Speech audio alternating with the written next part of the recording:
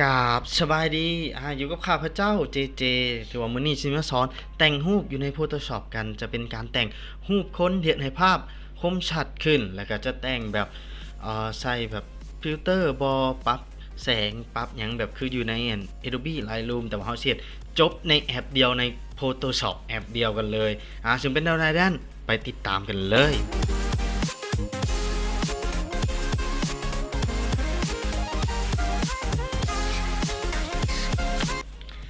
ก่อนอื่นเขาสิมาเฮ็ดให้รูปภาพคมขึ้นและก็ชัดขึ้นเนาะสำหรับไผที่อยากแต่งรูปคือเขาอยากให้รูปแบบมีดีเทลเล็กๆน้อยๆคมขึ้นเขามีวิธีมาแนะนำก็คือขั้นแรกเขาจะมาก๊อปเลเยอร์ออกมาก่อนก๊อปเลเยอร์ออกมาได้อันนึงแบบนี้แล้วเขาจะมากด Ctrl Shift ตัว U ให้ภาพเป็นขาวดำแบบนี้หลังจากภาพเป็นขาวดำแบบนี้แล้วเขาจะมาเลือกที่ฟิลเตอร์แล้วเลือกที่ Order และเลือกที่คำว่า High Passกดเข้าไปเลยตัวนี้แม่นให้เขาปรับตามใจเลยว่าเขาอยากให้รูปเขาคมขึ้นสำใดมันจะคมตามมันที่เขาเห็นแบบนี้เลยแล้วเขากดโอเคไปหลังจากนั้นเขามาเปลี่ยนอยู่บนนี้เลือกคำที่ว่า overlay แล้วภาพเขาก็จะชัดขึ้นมาอีกนิดนึงเนาะบนดีเทลเล็กน้อยถ้าคนงงว่ารูปมันชัดขึ้นเท่าใดแบบเบิ่งคือบ่มีหยังเปลี่ยนลองปิดตาตัวที่เฮาแต่งเบิ่งเห็นบ่ตัวนี้มันสิเป็นแบบนวลแบบออกวุ่นๆหน่อยนึงแต่ว่าลองเปิดตาตัวนี้ขึ้นมันก็จะคมขึ้นแจ้งขึ้นหน่อยนึงแล้วที่ปูมาต้นคลิปว่า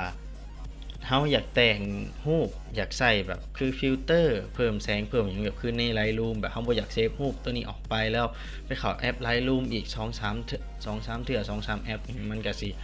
แบบเสียเวลาเฮา Photoshop ก็สามารถเฮ็ดได้เช่นเดียวกันคือใน Lightroom ก่อนอื่นเฮาเข้ามาที่ฟิลเตอร์เลือกมาที่ Camera Raw Filter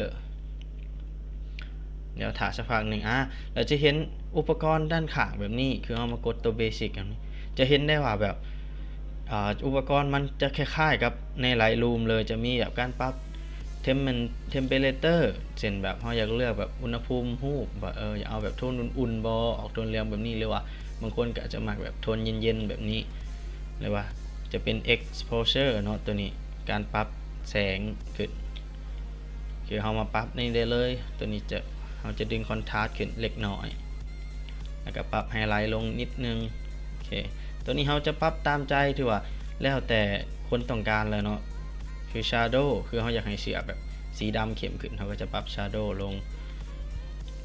ตัวนี้แสงสีขาวตัวนี้เราก็ดึงขึ้นแต่ว่าเราอยากแบบให้หน้าขาวขึ้นนิดนึงสีดำก็เช่นเดียวกันตัวนี้ก็จะเป็นคล้ายๆคือกับตัว Shadow เห็นไหมสีดำมันเข้มขึ้นคือว่าเรามาปรับในนี้เดี๋ยวรูปภาพเราก็จะได้แบบฟิลเตอร์สวยงามขึ้นมาโดยที่บ่ต้องไปหลายแอปแล้วหรือว่าถ้าเรารู้สึกว่าภาพมันมีน้อยเราเข้ามาที่ดีเทลแล้วเพิ่มตัวที่น้อย reduction เข้าไปเห็นในภาพแบบนวลขึ้นสวยขึ้นนี่เราสิดึงคอนทราสต์ขึ้นเล็กน้อยประมาณ36โอเคถือว่ารูปออกมางามขึ้นแล้วเลยเนาะถือว่าเทียบใส่กับรูปเก่าเมื่อกี้นี้ถือว่าแตกต่างขึ้นมาเลยเดี๋ยวเรารออีกนิดนึงแล้วฟิลเตอร์ขึ้นมาแบบนี้ถือว่าแต่งได้แบบสวยงามจบครบในโปรแกรมเดียวก็คือสามารถเฮ็ดได้ใน Photoshop คือท่านสังเกตหน้าแบบนี้มันมีสิวตัวนี้เราก็สามารถลบสิวได้เช่นเดียวกันโดยใช้อุปกรณ์ตัวนี้แล้วถ้าบอลเฮาสิอยากลบแล้วคลิกขวาเลือกคำว่า Fill มันก็จะลบรอยสิวออกไปแบบนี้เลยถือว่าใครที่ต้องการแต่งรูปจบครบแบบเดียวมีสิวหลายบ่เป็นปัญหาเราสามารถลบได้หรือว่าเฮ็ดให้มันจางลงได้มันก็จะจางลงเล็กน้อยเรียกว่าลบบ่หายหมดเส้นแบบนี้อันนั้นเฮาก็สิงามขึ้นโอเคถือว่าจบลงไปแล้วสำหรับคลิปสอนแต่งรูปอยู่ที่ Photoshop ถือว่าแต่งรูปคนถือว่าใครสนใจก็สามารถเอาคลิปนี้ไปลองเบิ่งลองแต่งเบิ่งหรือว่าใครที่มันบ่มักแต่งเนาะเดี๋ยวเฮาสิทิมแอคชั่นไว้เพียงแต่กดแอคชั่นไป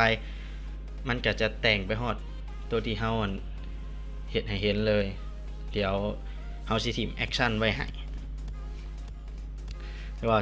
ใครที่สนใจก็สามารถเอาคลิปนี้ไปเบิ่งหรือว่าไปเฮ็ดตามได้เช่นเดียวกันหรือว่าตอนนี้ก็จบลงไปแล้วการแต่งรูปใน Photoshop สำหรับรูปคนก็ถือว่าแม่นคลิปนี้ดีบ่ดีบ่ใดก็สามารถติชมได้เนาะเดี๋ยวเฮาสินำไปปรับปรุงแล้วก็สิแก้ไขสิพยายามเฮ็ดคลิปออกมาให้ได้หลายๆถือว่าเฮาก็ห่างหายไปหลายคลิปหลายที่ถือว่าเกือบเดือนแล้วที่บ่ได้เฮ็ดคลิปเพราะช่วงหลังก็มีปัญหาเล็กน้อยเนาะแต่ว่าเป็นอะไรก็ขอขอบใจที่รับชมจนสุดคลิปเนาะถือว่าขอขอบใจหลายๆเจ้า